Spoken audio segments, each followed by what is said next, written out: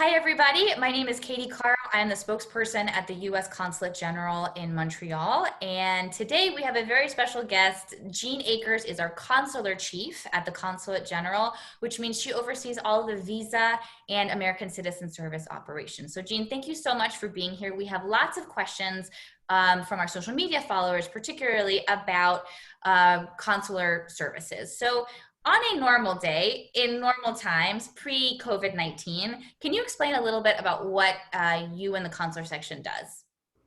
Sure. In normal times, our consular section provides routine services to U.S. citizens, such as issuing passports and documenting new children as Americans, and even performing notarial services.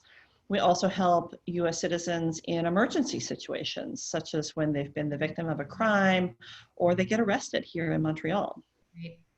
Another major aspect of our work is upholding U.S. border security and facilitating legitimate travel to the United States through the visa process, both for those seeking to travel temporarily for tourism or study or work, or for those seeking to immigrate permanently, usually on the basis of a family relationship to a U.S. citizen or employment in the United States. Okay.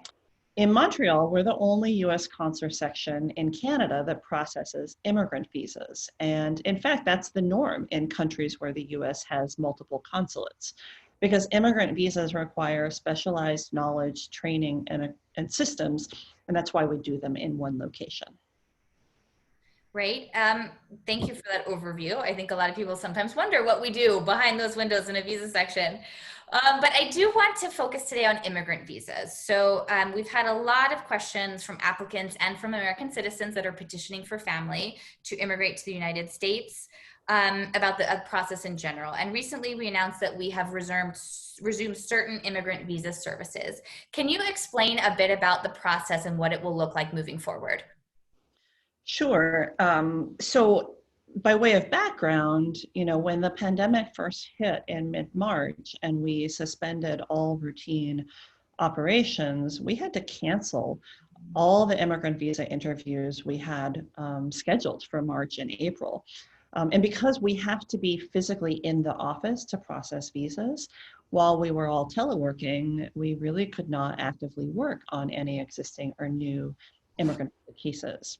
So now we're resuming certain services, including immigrant visa cases of spouses and children of US citizens, as well as other mission critical categories such as medical professionals.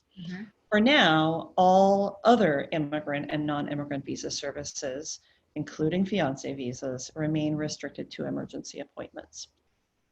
So for the cases that we're resuming, we are reviewing files of applicants who had interviewed prior to suspending services, and we're contacting those individuals to let them know next steps to finalize their cases.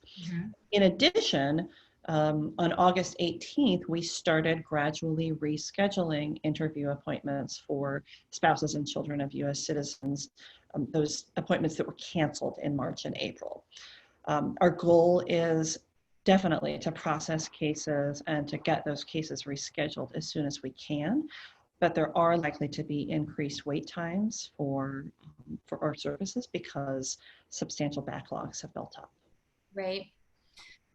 Another question is, we know that embassies and consulates around the world are opening up on different timelines based on local conditions of where we are. Can you explain a little bit about some of the decisions and some of the factors that are going into, resuming normal consular operations? What things are hampering that reopening? Yeah, of course.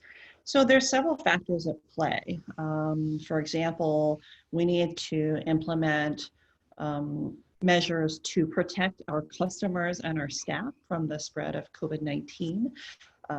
For example, physical distancing in our waiting rooms, scheduling fewer interviews at a time and spacing them out so that we don't have crowding in our public spaces, frequent cleaning and disinfection of high-touch areas, and just following all the local health and safety regulations, including for visitors, including children over the age of 2, to wear masks in our public spaces.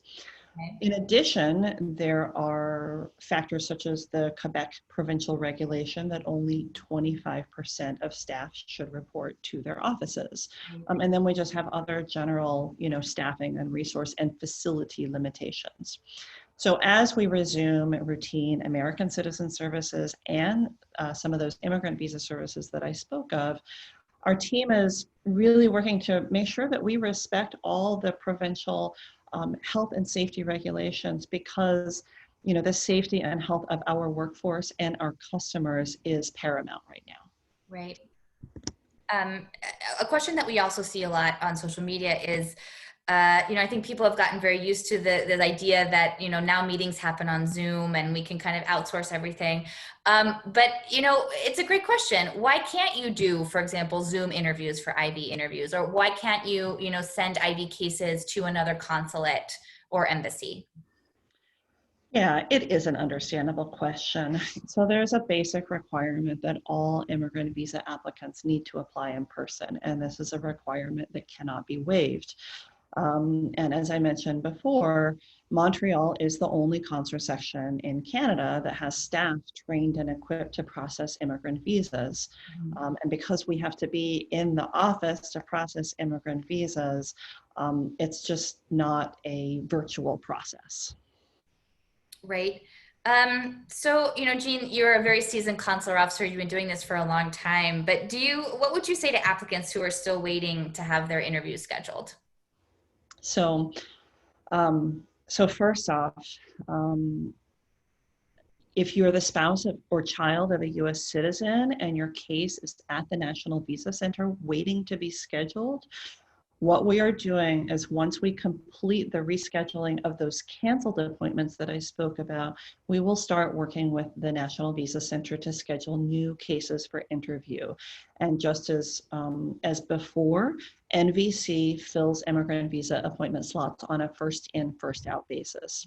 Of course, due to the substantial backlogs and the facility and staffing issues that I mentioned earlier, and those safety protocols, people should expect increased wait times.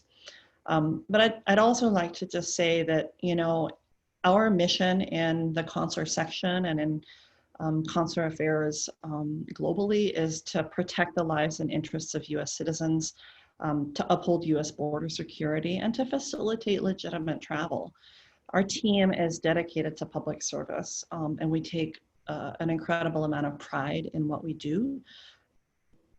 We too have been greatly affected by the COVID-19 pandemic, just as people all around the world have been. And we are working as hard as we can to safely resume operations.